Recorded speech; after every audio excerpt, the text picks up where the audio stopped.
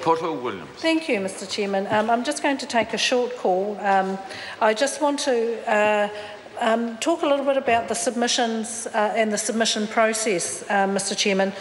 As we've heard, this bill came before the House 4 years ago, and the submission process at that time was a very short period. There was 2 weeks that were given for submitters to provide submissions to the Select Committee, and I want to question that in terms of good process, Mr Chairman.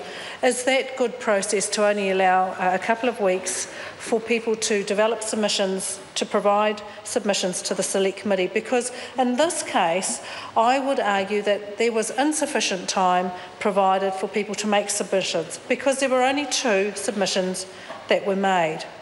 And both of those submissions relate to the impacts that this bill would have on students.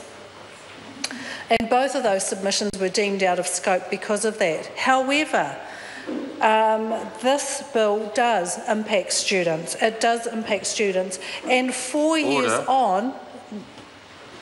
Mr O'Connor, you're allowed to sit down, but just a bit rude to have your back to the speaker like that. Thank you, Mr Chairman. Williams. Thank you, Mr Chairman. 4 years on, those impacts, I believe, are much more significant than they were. And I just want to spend some time talking about what that means for students.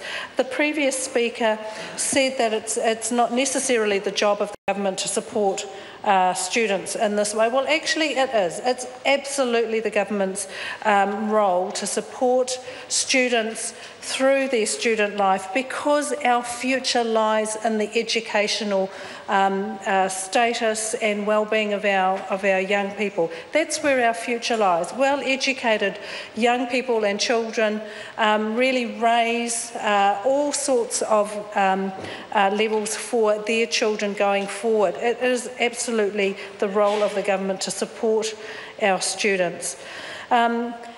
And we know that in the period between when this bill came before the House and now, there have been some significant changes in the life of students. For example, Mr Chairman, we've had significant cuts to allowances for postgraduate students and training. Significant cuts. And who do those cuts impact the most? Actually, postgraduate study is often a study that's undertaken by women who are either returning to the workforce or retraining after a period at home caring for children. So that's very significant for the ongoing well-being of our society, that women are able to access good quality training and get the support to do that. And when we look at the lives of our students, I know there's been a bit of banter across the House this evening, Mr Chairman, about the lives of students, and we do tend to categorise students as being a bit carefree, but let's face it, many of our students are forced to find employment, and often in not only very low paid work, but work that other people don't want to undertake because of the level of assistance that they were able to access through government schemes, Mr Chairman. So my argument to the previous speaker is that actually we could look at supporting our students much more significantly. We could look at that. It is a role. It actually has good future impacts for our society, and our students would respond much more favourably. We'd get much better results if they were supported well, if they didn't have to do the kinds of hours and the types of work that they have to do just to continue on at their study. So, Mr Chairman, I think that's my contribution for this evening. Thank you very much. Oh, just about that fast. Jean Logie.